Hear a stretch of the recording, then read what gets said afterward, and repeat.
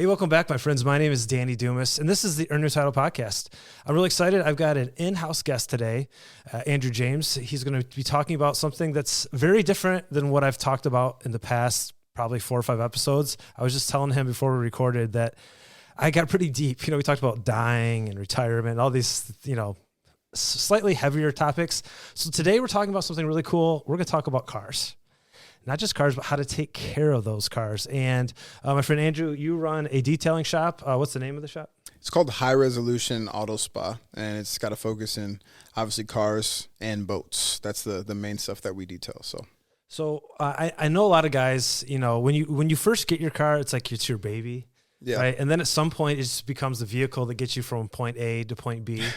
And I've always been good at maintaining my car right. from a change the oil, service, but I honestly, other than washing it, I don't do a lot. And yeah, for sure. And we live in Michigan, right? There's salt 100%. is the enemy. I had a Subaru Impreza WRX. I love this car. Oh, that's dope. It's and a good the car. engine was great. It rusted out. Yeah. I didn't maintain the body. Yeah. And so, tell the guys what's the main thing that we're getting wrong, or maybe some old information about waxing your car or whatever. And then we'll talk about the steps of how do you preserve your car so it looks good and actually last 15, 20 years, if that's even possible. Probably not in Michigan. For sure. So what are we getting wrong right now?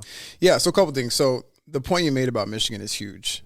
When you live somewhere like Florida, Tennessee, Texas, places where there's not that much snow, not that much rain, whatever it may be, the car is not going to get worn down nearly as much as places where there's snow, there's salt, you know what I mean? Right. So here in Michigan specifically, our biggest enemy is salt and potholes. So those things I've seen have kind of worn down cars a lot. When it comes to potholes, that's a mechanical thing. But when it comes to salt and snow and weather changes and so on and so forth, the main thing is making sure that the paint's protected. When it comes to, for example, your Subaru, right, where the engine was great, but the body wore down. That rust is coming over time from the salt, the snow, the sun, the change of weather. One day it's shining, one day it's snowing. So it's important to protect your paint because your paint is what's obviously getting the most damage from everything outside, whether it's, the potholes, the sun, the snow, the salt, whatever it is. Your paint is oftentimes going to cost the most to fix, and it's going to get the most damage. So when it comes to protecting your paint, there's a few things. The number one easiest thing to do when it comes to a consumer taking care of their car would probably be not running your car through a brush wash. Oh, really? Yes, because if you look at these cars right, with light on them or the sun or whatever right, it may be, you'll see there's these micro scratches and swirls that right, are in the paint. And what that's doing is that's actually tearing down the clear coat. Okay. So if you have no clear coat, you have no protection.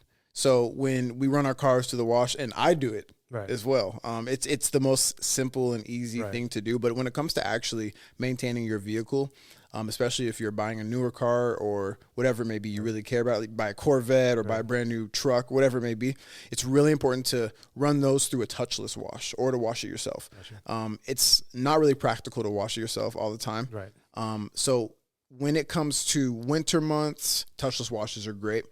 Where would you see, is it more beneficial to get the salt off of it no matter what, or skip the brushed wash and just do the touchless wash?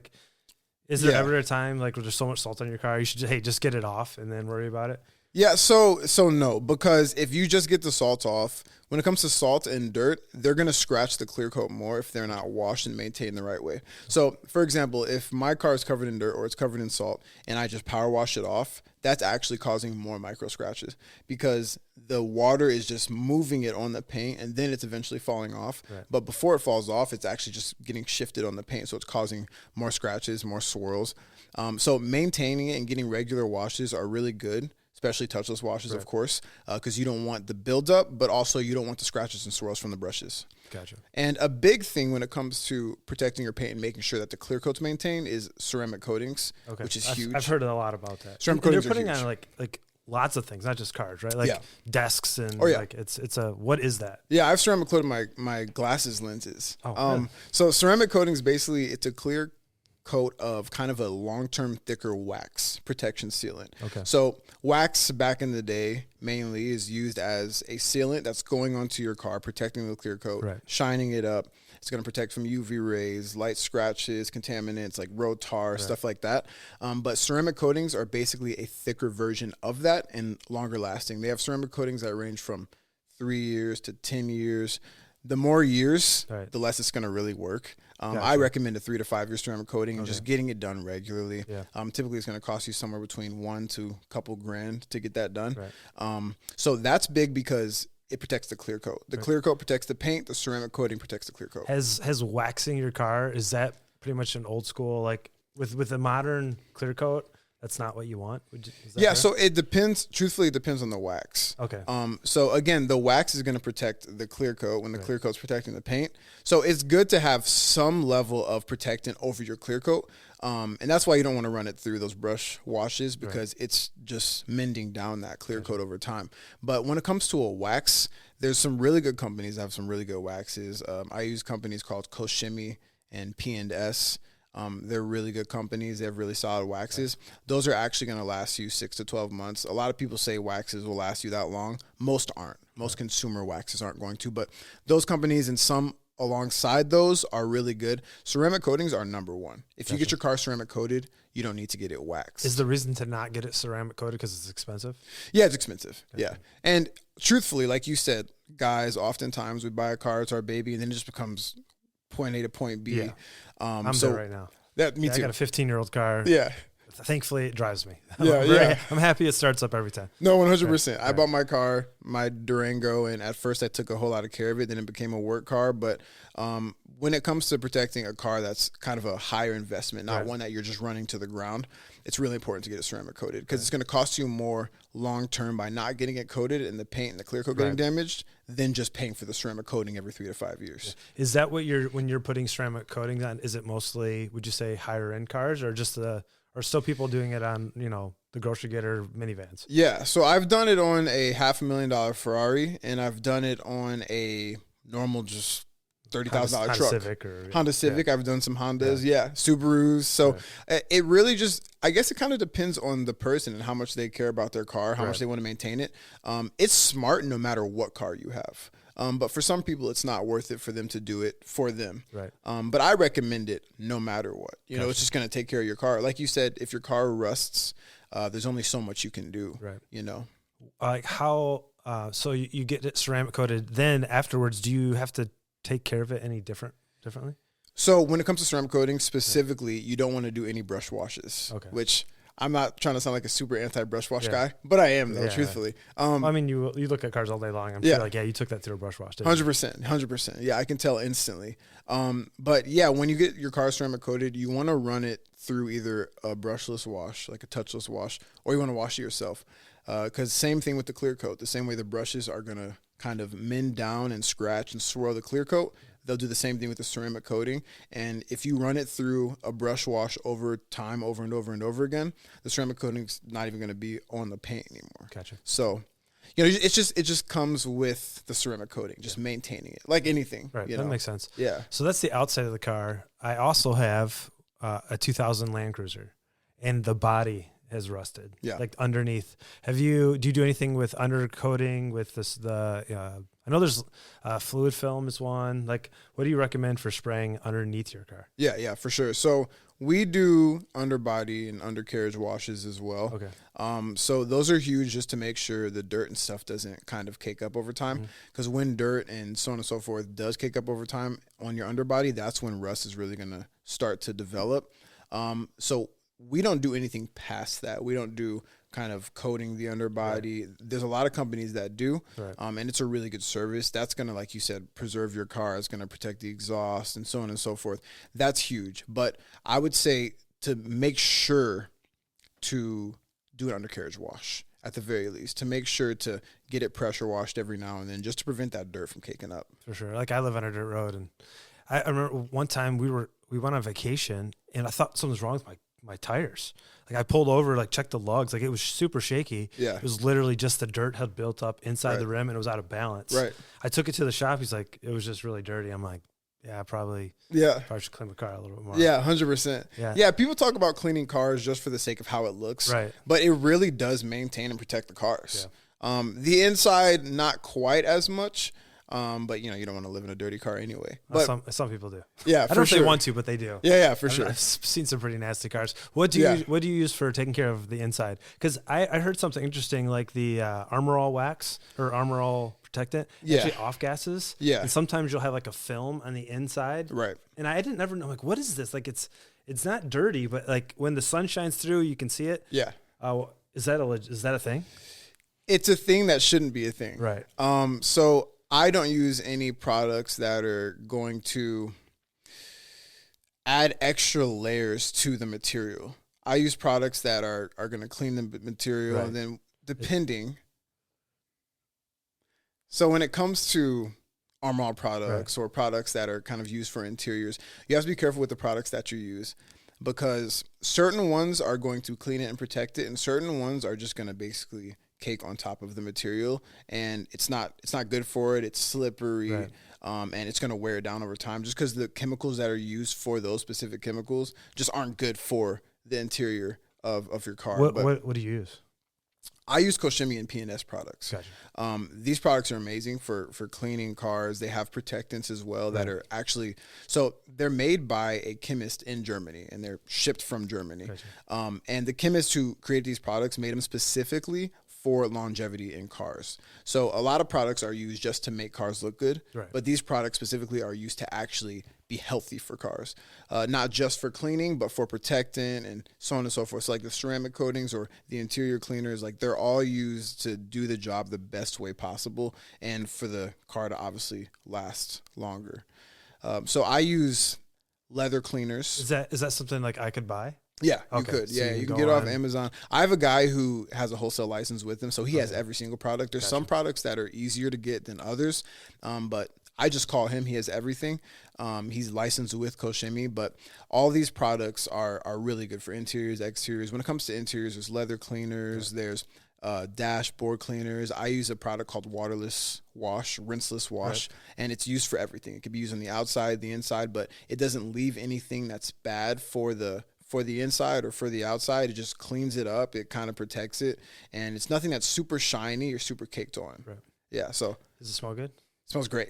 That's the key. I like the smell of I clean my car. Good. That's an issue for me. Is I love the smell so much, and I'm like, I shouldn't be just smelling this all day. It's a chemical. I shouldn't be. You should be. Yeah. But they smell great. Yeah. So we know we need to protect our wax or ceramic coat it if we can afford it, cleaning the inside. What is the steps for actually properly washing a car without creating more swirls? 100%. Great question. So a lot of people will do a pre-soak, and they'll power wash the entire paint off. But that comes back to what we said about how it's just moving the dirt and scratching and swirling the paint. The best way to do a wash is, number one, you're going to rinse the rims. Mm-hmm. You're going to clean the rims off. There's rim cleaners and brushes for that. But you're going to do what's called MSN. That's the product I use. It stands for Multi-Star. It's a Koshimi product. It's an exterior degreaser. So I'm spraying this on the paint before I even touch it with a power washer, because it's grabbing the dirt, it's lifting it off of the paint. Then I'm doing the power washer, and I'm going to rinse it off. Then I'm going to spray the MSN one more time, and I'm going to let it kind of degrease it one more time. From there, I'm rinsing, then I'm soaping it, scrubbing it down. Then I'm rinsing it, and I'm drying it. That's the proper process. You have to make sure all of the dirt is off before you even start washing it. Because otherwise you're going to just scratch and swirl the paint. Is that what Clay Bar does? So Clay Bar is going to lift all of the dirt that's kind of embedded into the paint that's thicker than just, for example, a dirt road. That could cause tar, bugs. Yeah, exactly. Tar, bugs, stuff like that. That's what a Clay Bar is good for. There's a separate washing process called the decontamination process, where we're doing that entire process: the degrease, the rinse, the degrease, the rinse, the soap, the scrub, the rinse. Then we're doing Clay Bar and iron remover. So iron remover is going to get rid of those copper specks that are in paint. You ever see a white car and you see those kind of bronze? Yeah. Those are copper specks that kind of come over time. It's basically little specks of rust. Iron remover, you're spraying it on the paint. It's lifting that out. You'll actually see the rust come out of the paint. You rinse that off, then you Clay Bar, then you rinse it, then you dry it. So those are 2 extra steps that come to a decontamination. Yeah. If you want a perfect wash, the iron remover and the Clay Bar, ending it out, will have the car looking perfect outside of actually getting the scratches and swirls out. How do you do that? Is that a DIY thing, you think? Yeah, 100%. So you'll need a few things. So you'll need the exterior degreaser. Mm-hmm. You'll need the soap. You'll need the iron remover. You'll need the clay bar, and you'll need the waterless wash. Then obviously you need a power washer. Mm-hmm. All of this stuff you could buy from Koshimi. I'm not sure about the power washer, but everything else you could buy from Koshimi, from P&S, and from a lot of other consumer brands. But as long as you have those things, you can look up step by step how to do it, just the steps we just said, and anyone can do it. The main thing that's huge that I'd say for a consumer that wants to try this out is you don't want the products to dry and you don't want the water to dry from the sun, because that can cause water spots and marks that could stain the paint. Yeah. And if the product's dry, it could just kind of mess up the clear coat and kind of cause fading in the paint. It's funny when I did the first part of my career in City of Pontiac. We had city water. It wasn't hard. Right. And then I got Waterford took us over, and I went to Waterford stations, and they had truck towels. Yeah. I had never dried a fire truck. We sprayed it down, cleaned it off, and then it just drip dried. Right. And they're like, they came to our stations like, where's your washer and dryer? I'm like, we don't have washer and dryer. Like, how do you dry your truck towels? I'm like, what's a truck towel? Yeah. He's like, how do you dry the trucks? Right. I'm like, we use the AIR system. He's like, what? I'm like, we just leave it alone. Yeah. And then I went to Waterford. They have well water. It's a community well. The whole city, super hard. Yeah. If you leave the water on, it literally, you almost can't see through the windshield. It's so bad. Yeah, 100%. I'd never experienced that. I'm like, oh, that's why you dry it off. Yeah, it does make a lot of sense now. Yeah. And a lot of people will get these water spots on their cars from. I've seen a lot of people will wash their car and they'll just let it dry in the sun in the summer. That's one of the worst things you can do. Those water spots are going to basically be acidic for the clear coat almost. They're they're stuck. It is minerals. It's minerals, minerals of some sort. And there's ways to get it out. Right. I have a lot of ways to get it out. There's water spot removers, there's polishing. But you don't want to do that just because it causes extra work for you. Right. And over time, the more you polish and the more you use products, obviously, the more it's probably not going to be the best for your paint anyway. Right. You know? Are you still with the ceramics? Are you still like buffing and polishing? And then like how does that? Where does that fit in with like? All right, I got some swirls, minor damage. Yeah. Are you still buffing those out? Is that still a thing? Great question. So if it's a brand new car, typically you can get away with just a decontamination and ceramic coating it. But if has any miles on it, you're going to want to do a polish and a compound, which a polish is basically getting the oxidation out of paint, brightening it up, getting rid of those faded spots, and compounding is getting rid of those swirls and scratches. It's actually going to kind of mend down the clear coat and get it looking more even. You don't want to lay a ceramic if there's swirls and scratches on paint, obviously. If you're going to lay a ceramic, you always have to do a decontamination wash to make sure that the paint's perfect before you seal it, and you want to make sure there's no swirls and scratches. If there are, you're going to have to do a paint correction, which goes from 1 step to 3 steps of paint correction. Which 1 step would be polish, 2 step would be polish and compound, and then 3 step would be 2 compound, 1 polish. You always finish out with a polish because it's going to brighten up the paint after the compound kind of fades it up a little bit. So that's cool. Yeah. So I have one more question about cars, but before I do that, I want you to tell the guys like how you got started, because I think it's a really cool story. Yeah, 100%. So I started detailing cars out of a country club. So a golf country club. Yeah. So I worked at a country club for 6 years before I started the business. Yeah. And one day some people came in, they bought the club, and I went from getting tipped $2 to getting tipped $20 bills. And these guys pulled up at 10 a.m. on a Wednesday in a Ferrari, and I was like, who is this guy? Why is he tipping me $20? What's going on? Why is he in a Ferrari? Why is he not at work? So I had all these questions going through my mind. I asked around. All these guys own businesses. So when the new guys bought the club, they brought in a bunch of their friends and their network, and they were all business owners. So from there, I said, okay, I need to start a business. I need to start a business of some sort so that I can get a Ferrari. Get a Ferrari. Right. Yeah. So that's how it works. You start a business, you get a Ferrari. You get a Ferrari. So I started the business, and before I got to the actual detailing business itself, I thought to myself, what's the most low-cost business I can get into that people will pay for today? Right. And detailing was it. I saw all their cars. I saw a lot of them needed washes. Right. So I said, I'm going to start detailing. I'm going to talk to the owners. I'm going to see if I can detail out of here. Right. So I started detailing out of the country club. I had an instant, 300 or so clients from that. And the rest is history. I started it in 2021, and the beginning of 2022, I went full time. That's awesome. And from there, I've had clients, and we've been blessed, and I've had new clients, and I've learned kind of the marketing side of it, and brought in more clients, and word of mouth, and and digital marketing have been really good. But yeah, it really started with seeing people who I wasn't used to that lifestyle. Right. What did they do? Okay, Right. they had businesses. What can I start right now? Because I don't have any money. I think it was cool. Like, I'm just they're bringing their cars to a golf course, Right. and they got to be here for 4 hours. 100%. I bet I can clean a car in 4 hours. Yeah, you know, yeah. like that's No, it was great. It was a great system. Right. Seriously, I don't do it there anymore. Right. There was a time where I wanted to just scale to every country club and just be the country club detailer, Right. which not a bad idea, but would have took a lot of work. Yeah. So I kind of just decided to opt for consumers and business to Yeah. business. But yeah, no, it's great. I mean, they would bring their cars. I would clean it while they're out golfing. Right. They come back. They got a clean car. It's a good experience for the country club sure. and everything. It's Yeah. great. You come, you golf, and your car's clean. Yeah. So it was really cool. And I love starting the business that way. And it obviously started us out on a really good front. That's awesome. So yeah, and we actually started at a quarter car wash as well. So it was the country club, and then I had 12 quarters, and I went to a quarter car wash for other customers that Right. weren't at the country club because I didn't have any money, didn't have any Right. vacuum, anything. Right. So, I took my quarters, I picked their car up, I went to the quarter car wash, put a few quarters in, vacuumed it, Right. wiped it down, and that was that. That And is cool. yeah, so it's been cool. It's been a fun journey. Yeah, I like it. I like it. You had what you had. You know, Yeah, you're yeah. a young guy out of high school. I'm like, I could drive it to a car wash. And Right. then did they know that? Did they know that's what you were doing? They didn't. Yeah. My first two customers did. Right. My first two customers did. They were church people. Gotcha. And I told them, I'm just going to take it to the car wash if that's okay with Right. you. And then everyone else, it was, I'm going to do a pickup and drop off for you if you're okay Right. with me driving it. Yeah. I obviously let them know I was going to drive it. Right. And then from there, I took it to the quarter car wash. And then I was like, you know what? I'm just going to get enough money to get my own vacuum Yeah. and so on and so forth.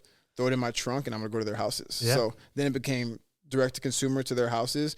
And to this day, I do a lot of that. Most of Yeah. my business, probably 85%, is to people's houses. Okay. They just prefer it. Yeah, it's easier for them. Yeah, it's easier for them. Right. They don't want to go leave the car to shop for 2 days, and Yeah. it's just easier. You come to them, they Yeah. get to stay home, and yeah. So it's been really cool. It's That's been cool. fun. So we talked about taking care of your car. Something I'm very interested in because I think it's really cool is wrapping your car. Yeah, It blows my mind Yeah. that you could change the color of your car right. for less than a paint job. Yeah, And then if you don't like it, you just take it off. Like, Yeah. How does that work? What's the future of that? Is that the way all cars are going to be made, do you think? yeah. Maybe. Yeah. So in Michigan, where we're from, wrapping isn't as common as places like L.A., Miami, Right. places like that, where people have their Ferraris year round. Right.